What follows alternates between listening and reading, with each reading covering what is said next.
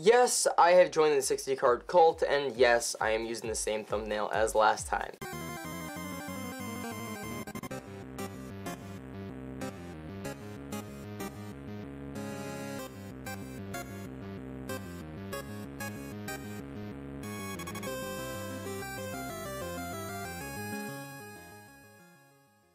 What is up, boys and girls? It's Creeposaur from Creeposaur Inc. here, and today I'm here to do some more awesome Yu-Gi-Oh content, and today we're here to showcase my Kozmo Paleozoic deck, and it is a 60 card deck, as you saw from the beginning of the video. The deck grew to just be 60 cards because the way the traps actually complemented the Cosmos worked really well, and I like the way the playstyle and the grindability that the Paleos gave to the Cosmos, because the Cosmo don't normally have that ability. So the deck just worked really well, and then I just added in some more stuff, and it just grew to be 60 cards, 60 cards, and I just like the way the deck plays. So without any more mumbling, let's get right into the video. So you guys can go check out how the deck was born. Pretty much I wanted to play the deck really quickly, and I just put in some stuff. You guys can check out the last deck profile for the rest of that. And we just got I changed the settings on my camera because I saw it on the Mermail deck profile that it was messing up. Someone commented that. You guys' comments is always appreciated. Constructive criticism always helps, because we can always figure out some better stuff that we can throw together, or try and figure out something to help better the quality of the videos. So I did mess around with the settings on the camera, and hopefully it looks better. It looks way better to me. As of right now, it looks amazing on the camera. But yeah, the deck, on that note, just superseded all my expectations. The deck is amazing. The ability that the Paleos give to the Cosmos to grind is really good, and this deck has a lot of really good matchups against the meta. It's so good. I've played several tournaments so far, and have had amazing records just going out of it, just 3-1 and stuff like that, just all across the board, and it's been really good. I've been facing a lot of really good players too, and just a really good meta decks, and it's just had really good ability to play through what the meta decks can do. So let's just get right into the deck profile. So we got one Dark Destroyer, so good, easy to summon, of course, in this deck. Also the non-targeting, and then the destruction, and then the floating is so good. Then we got Dark Eclipser. Dark Eclipser also a non-targetable monster, and also the stopping traps in this format is amazing, and also I can just add one on death of the Dark Eclipser.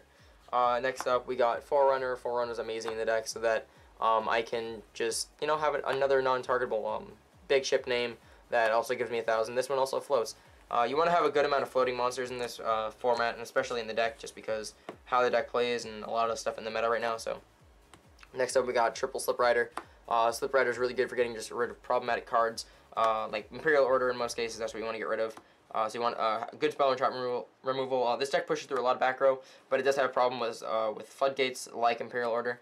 And also this is really good just so you can get rid of diagrams, so your opponent doesn't have diagram anymore. So this is really good. And also you can use, I just shook the whole table, but you can also use this to get rid of Cosmotown, just for combos and stuff like that. Next up, we got Kozmo Landwalker as an honorary ship. He's obviously a Landwalker, but his effect is pretty good. You don't really summon him all that often, but when he does, his effect is really good just for the protection, so that you can like ensure a win. And also he's just a good side out. And then just Dogfighter as another name, and he's an easy side out. Next up for the pilots, we got one Dark Lady. So good. You play Dark Lady because her effect is the nuts. You just pay 1,000 to gate. Also, she's a level 5, so she's a tribute if you have to. So that's just really good. Next up, we got Triple Kozmo Tin Can. She's so good in the deck, just the way the deck plays. Just normal summon. This is probably the best normal summon in the deck. But it doesn't really matter which one you get off of it, as long as you get one that can't be targeted. Because your traps just push like so much grind on your opponent that most cases, like, your opponent can't really play through all that grind. But it's so good because then you just add one, tag out next turn, and then just continue to win in most cases. Because if you get Tin Can off, you're pretty much in the best possible position in the game. Also, most people don't really know what the Cosmos are because they've been out of play for a while. So when they see a 0-attack monster, they think, oh, let me just attack into it and go for game. But then you just bring out a big monster and then just proceed to just surprise your opponent with all the wacky stuff that deck can do. Next up, we got double Kozmo Farm Girl, probably another one of the best cards in the deck. She's so good because she pushes for so much damage. Also, you can just push for game with this one card. You want to play 2 just because it is a 60 card deck, gives you more access to her. Also, it's just good to have 2, I feel, if you like get one and somehow your opponent stops it, you have a second.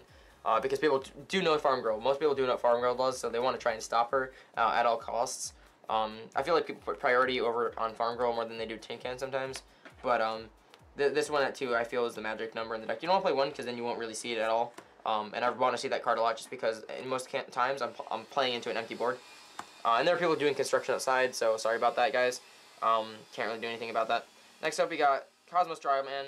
So good. I'd play 2 in the deck, but I only have 1 right now. But he's so good. In the deck, you just can do a lot of really good plays. But definitely would want to play 2 in the future. Next up, what we got is double Kozmo Wicked Witch. She's so good, especially in the deck, with the amount of traps that I do play. So it gives you a really good grind, and if you draw her and just a bunch of traps, it's pretty much just a waiting game because your traps will supplement the ability for the deck to grind, which it didn't really have before. It just had trying to like protect the monster until you get shipped. So now you have like a really good combination or complements to what Cosmos can do and what they lack, and the Paleos just do that really, really well. So this is really good if you just draw this. It's another one of like the best normal summons in the deck. Next up, we got Kozmo Sword Troopers. Kozmo Sword Troopers is so good because it's just pretty much just a tag out. I mean, they're not going to stop the summon in most cases. You just bring this out, and they're like, alright, fine. What are you going to do, like make a rank 3 or something? Because I don't play a second. I cut it down to 1 because you're not really summoning Psychics out of the grave that much. But people don't really usually stop this. So what I do is just go summon and then just immediately tag out. And then my opponent like doesn't know what to do. So this is really unexpected in the build. So it's like, you know what I mean? It's just so good because they usually don't stop at summon. Next up, we got Kozmo. Fairy Tale Snow. I don't particularly like the card, but the ability to replenish my my stuff, you'll see in the future why this is so good, but the ability to book a moon and just get all my resources back is so good. And you'll see what I mean by that in a second. And the 1850 beat stick is just so good. We got one Maxi. Maxi is so good in this format. You definitely have to play the one of. And I draw that card so often. I don't know why. And that's it for the monsters. Next up, we got triple Cosmotown. So good. And the reason why it's even better in this build is because you are playing that Grasslick Screener. You don't have to play that Grasslick Screener. Unfortunately, it did get hit on the list. And in most cases, you're only going to resolve one. So you only really need the one. You can just supplement the other one with like a Monster Gate or something. Or just like mill traps and like I think it's Needlebug Nest is the one that mills 5 or something like that. So you can just supplement in whatever. You don't really need it. It just turbos out the deck, especially since you are playing Fairy Tale Snow. But this makes Cosmotown that much better with Fairy Tale Snow because if you send a Snow with a bunch of Cosmos, people are like, oh, what are you gonna do?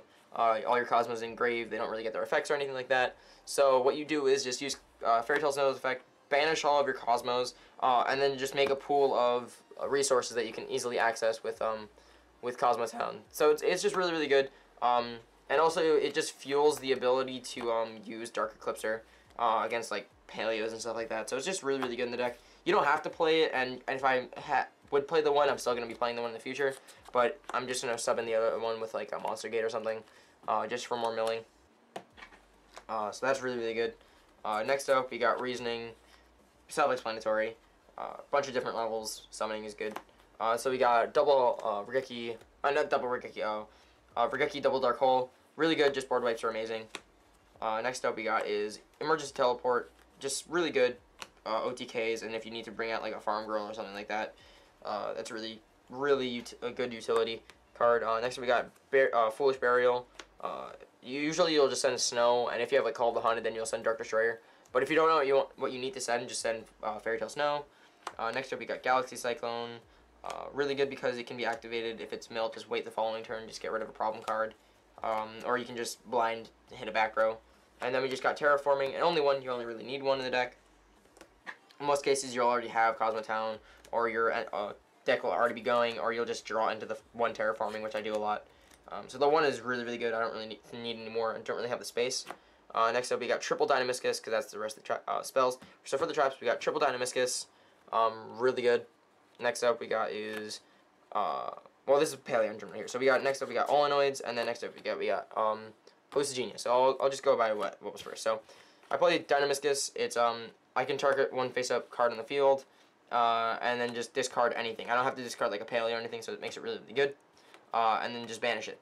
So it's really good to just get rid of, again, problem cards, and also to stop like people from getting just like problem monsters on the field, or get rid of someone's diagram, because people like to have diagram, and stopping them to have their diagram is super good. Next up, we got Olenoids. Olenoids, I bumped up to 3. Really good to get rid of diagrams, especially Imperial Orders, Floodgates. Just really good to get rid of most things, and also you can use this to pop your own Kozmo Town. Which is also really good, because if you don't really have a play, but you can just like pop your own Kozmo Town, and then just search, and then chain Paleo Engrave just to put more monsters on board.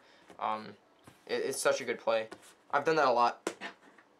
And then we play Hallucigenia for more damage, and it's super good with the combo of Farm Girl, because then you can just push for more damage, and her effect will obviously go off. So just attack over a lot of things and proceed to just do a lot of damage. And obviously on the activation of this, just chain another Paleo Engrave, and then just proceed to freak your opponent out with all the weird things that you're playing. Next up, we got Lost Wind. Of course, if you're playing Paleos, you're going to be playing Lost Wind. And this card is just super good, because you can pretty much activate it twice. If it's in Engrave and your opponent summons a monster from the extra deck, just reset it, and then just wait for the following turn, activate it, and just beat over monsters. Especially this is really good in the Zoo matchup, because all their attack comes from the effect. So if you can stop them from having an effect, they're at 0, and then they just die.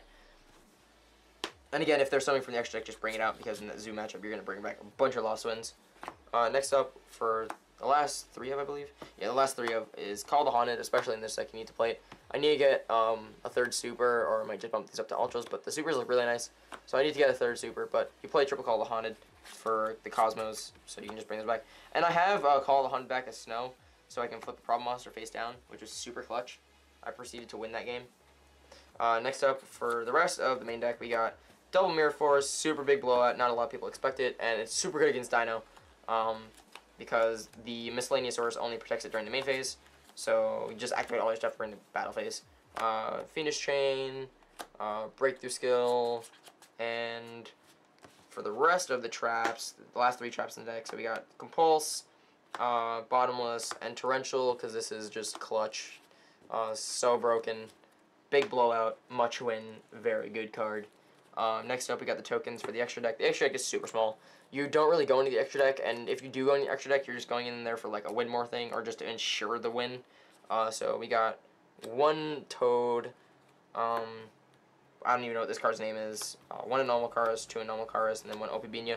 Probably the only 2 you'll really go into are these, because you want to just activate traps.